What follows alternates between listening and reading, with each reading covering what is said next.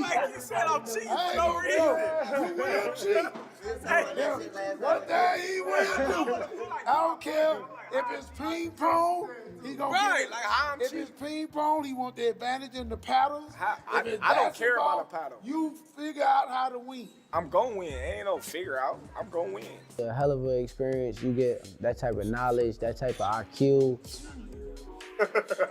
I look up to Bud a lot. Honestly, he one of the realest dudes that I done met. He's still a normal person in his head. Like, he don't believe that he's above everyone else. That's how I feel about myself. You see me around a lot. Don't act like you ain't seen me around them days. He said that I Bud, come on.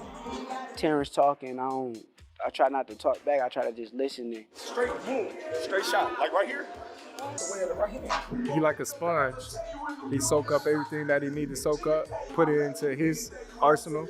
Terence Crawford is reportedly training with Shakur Stevenson ahead of his fight against Teofimo Lopez, praising Stevenson's exceptional abilities. He notes that Shakur's speed, defense, and ring intelligence make him extremely difficult to beat. Crawford highlights how Stevenson's combination of skill, agility, and awareness forces opponents to constantly adapt, making him a unique challenge in the ring.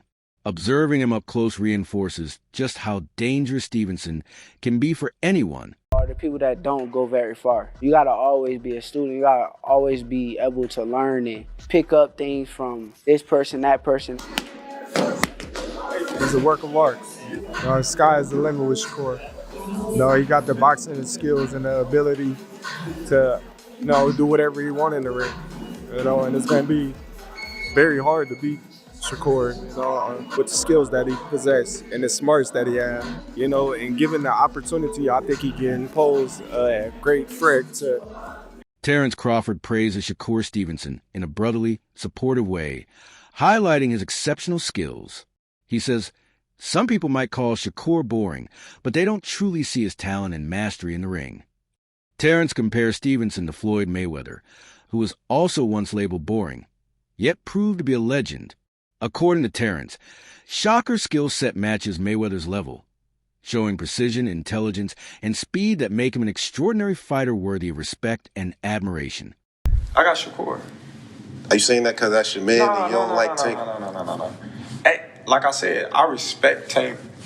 Like, boxing, he's one of the ones. Yeah.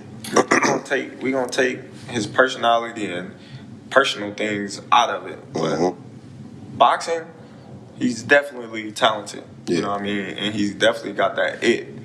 And he's definitely respected in boxing. But Shakur is a different fighter. Shakur is different. People may call him boring.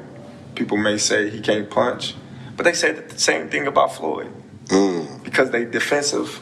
In Shakur Stevenson's camp, Terence Crawford teaches him a variety of techniques, emphasizing the value of learning different tricks from every fighter.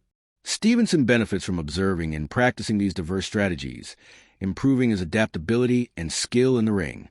Beyond training, spending time together fosters a family-like atmosphere, strengthening their bond and trust. This combination of technical growth and personal support helps Stevenson develop both as a fighter and as a person.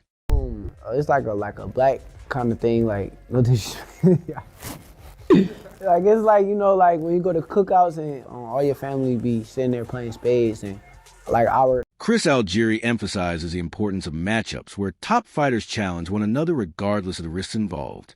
He believed that facing elite opponents is essential for growth and true testing of a boxer's abilities.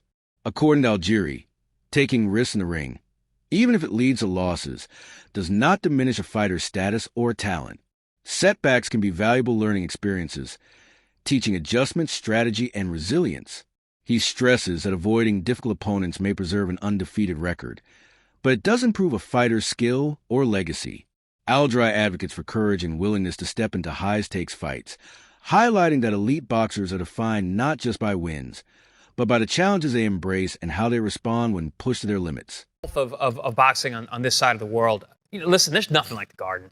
We've both fought there many times. I fought in the big room. There's nothing like the Garden. Just the vibe, like you said, champ, that's around that. And this fight is deserving to be here. It's that good of a fight.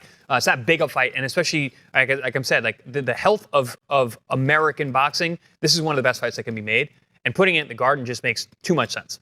But the idea of the turmoil, the eyes on it, the spectacle, the circus.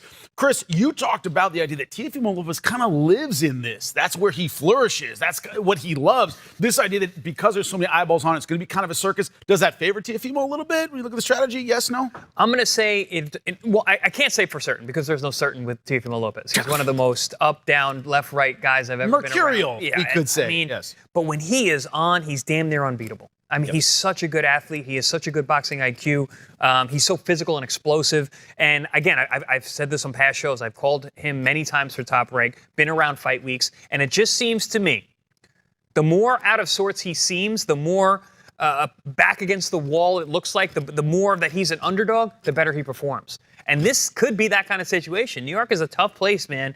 They're already gibbering, going back and forth, saying like, he reps Brooklyn, but there's kind of questions about his Brooklyn roots. Can he really rep Brooklyn in the way that he says he can? So he's already getting that heat for that.